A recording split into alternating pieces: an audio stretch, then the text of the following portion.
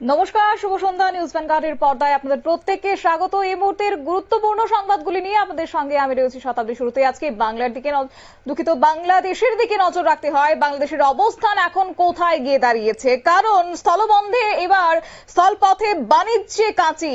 এক প্রকার বলা চলে বাংলাদেশকে উচিত শিক্ষা দিতে এবার নিষেধাজ্ঞা জারি করেছে মোদী সরকার। একাধিক পণ্য স্থলবন্দর দিয়ে এবার নিষেধাজ্ঞা জারি করেছে ভারত, এবং রিপোর্ট যা বলছে বাংলাদেশের 42% আমদানিতে রীতিমতো কোপ পড়েছে।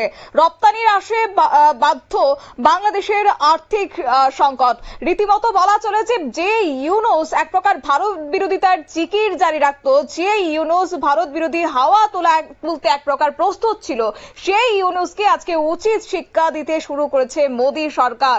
বাংলাদেশের পোশাক, খাবার সহ একগুচ্ছ জিনিস আর স্থলবন্দর দিয়ে ভারতে প্রবেশ করবেন না। যদিও এই বিষয়কে এবার কেন্দ্রের এই সিদ্ধান্তে একটা যে বড় সড়ো ধাক্কা খাবে বাংলাদেশের রপ্তানিতে, সেটা কিন্তু আর বলার অপেক্ষা রাখে না। যাব বিস্তারিত এই প্রসঙ্গে আমাদের সঙ্গে যুক্ত হয়ে গেছে প্রতিনিধি বিশ্বজিৎ দেব। বিশ্বজিৎ, কি বলবে তুমি?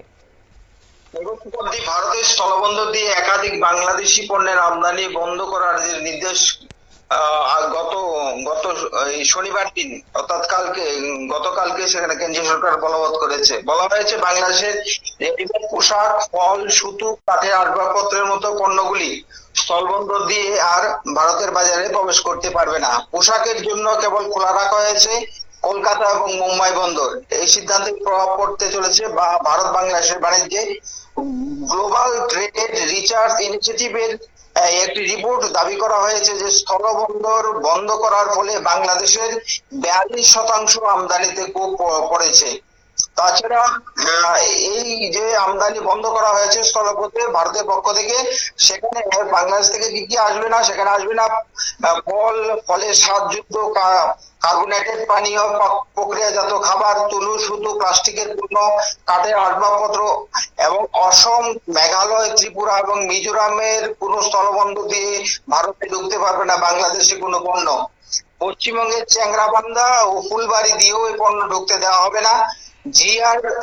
জিটিআরআই এর পরিসংখ্যান বলছে ভারতীয় মুদ্রায় এই সমস্ত পণ্যের বার্ষিক আমদানির মোট মূল্য 6,500 কোটি টাকা।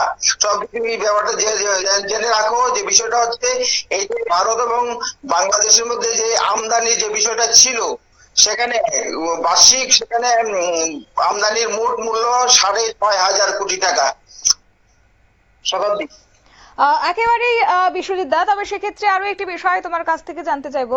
এই যে বাংলাদেশে এবার কোপ পড়েছে এবং শুধুমাত্র সেখানে পোশাকের ক্ষেত্রে সেখানে জারি রাখা হয়েছে জলপথ, এছাড়াও যদি আমি আরো একটি বিষয় হিসেব করে দেখো, মাসখানেক আগে কিন্তু বাংলাদেশের তরফ থেকে স্থলবন্দর দিয়ে সুতো রপ্তানি করা আমদানি করা তারা বন্ধ করে দিয়েছিল, এবং তারা বলেছিল সেই সময়টাতে যে ভারত যদি চায় তাহলে সেক্ষেত্রে তারা জলপথকে কাজে লাগাতে পারে। তাহলে কি আজকে তারই পাল্টা জবাব দিয়েছে ভারত? এবার বুঝিয়ে দিতে চাইছে সেই ইউনুসকে। দেখুন, আমি ব্যাপারটা একটু বিস্তৃত বলার চেষ্টা করছি। এই যে স্থলবন্দর দিয়ে ভারতের পক্ষ থেকে সেখানে বাংলাদেশের কোনো পণ্য ঢুকবে না যে নির্দেশ জারি করা হয়েছে, তার মধ্যে কিন্তু ব্যতিক্রম রয়েছে। কোন কোন জিনিস আসতে পারবে সেটি হচ্ছে মাছ, এলপিজি, ভোজ্য তেল, চুনোপাতার ক্ষেত্রে অবশ্য স্থলপথে বাণিজ্যে কোনো বাধা নিষেধ আরোপ করেনি ভারত। তাছাড়া ভারতের মাধ্যমে নেপাল বা ভুটানে বাংলাদেশে যে পণ্য যায় তার ক্ষেত্রেও কোনো বাধা নিষেধ থাকছে না বলে জানিয়েছে নয়াদিল্লি। ভারত সরকার নির্দেশিকা মেনে এখন থেকে পোশাক, তেল, ফল, সুতো দেশে রপ্তানি করতে হলে বাংলাদেশের একমাত্র ভরসা হচ্ছে জলপথ। আর তা ব্যবহার করা হবে, কিন্তু এতে রপ্তানির পরিমাণ কমতে স্বাভাবিক কারণে বাধ্য। ফলে বাংলাদেশ আর্থিক ক্ষতির সম্মুখীন। তাছাড়া বাংলাদেশ যে গত 5ই আগস্ট বাংলাদেশে তদানীন্তন হাসিনা সরকারের পতনের পর কিন্তু তিনি ভারতে চলে আসেন।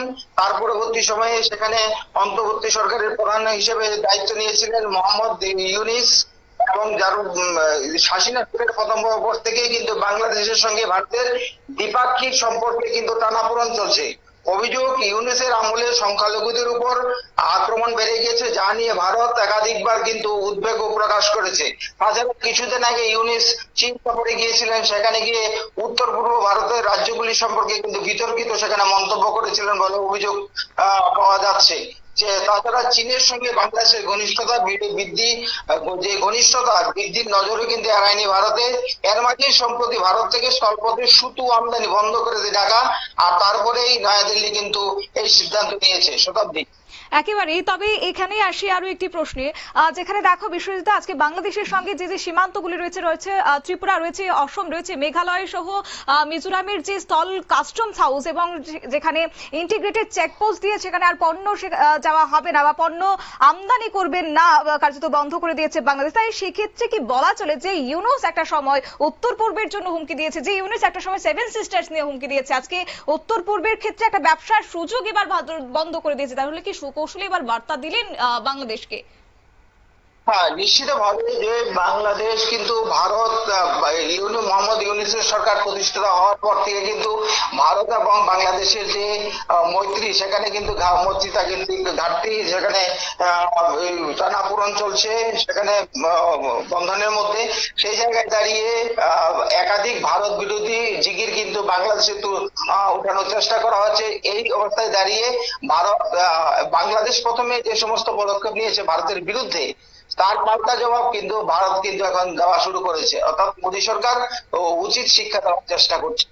একেবারে। তাহলে সাম্প্রতিক সময়ে যেভাবে চীনের প্রভাব একটা বাংলাদেশ জুড়ে ছেয়ে গেছিল এবং সেক্ষেত্রে পরোক্ষ বা প্রত্যক্ষভাবে তাদের আদা জলে একটা মিশ্রণ তৈরি হয়েছিল বাংলাদেশ এবং চীনের সঙ্গে, তাই সেক্ষেত্রে এবার কি এই বাংলাদেশকে এবার জবাব দিয়ে চীনকেও এবার ঘুরিয়ে বার্তা দিতে চাইলেন ভারত সরকার? অবশ্যই, যেখানে বৈদেশিক নীতি রয়েছে, সেখানে বৈদেশিক নীতি অর্থাৎ বাংলাদেশকে একটা কঠোর বার্তা দিয়ে কিন্তু পার্শ্ববর্তী যে সমস্ত রাজ্য, চীন সহ যে সমস্ত রাষ্ট্রগুলি রয়েছে, সেই রাষ্ট্রগুলিকে দেওয়ার চেষ্টা করেছে ভারত। একেবারে ধন্যবাদ। আপনারা শুনলেন আমাদের প্রতিনিধির বক্তব্য। অর্থাৎ বর্তমান সময়ে এই যে বাংলাদেশের উপর একটা আঁচ এনেছে ভারত সরকার, তাতে করে বাংলাদেশের রপ্তানিতে কিন্তু রীতিমতো 42% বাংলাদেশ ধাক্কা খেতে চলেছে এবং আগামী দিনে যদি সেক্ষেত্রে কোন রকমের ভারত বিরোধিতা তারা আবারও জারি রাখে, তবে সেক্ষেত্রে ভারতও যে পুনরায় পাল্টা জবাব দিতে প্রস্তুত, সে কথা কিন্তু আর বলার অপেক্ষা রাখে না। তবে আজকে ভারতের এই সিদ্ধান্ত কিন্তু রীতিমতো নিঃসন্দেহে একটা বড় সড় ধাক্কা বাণিজ্যিক ক্ষেত্রে বাংলাদেশের জন্য।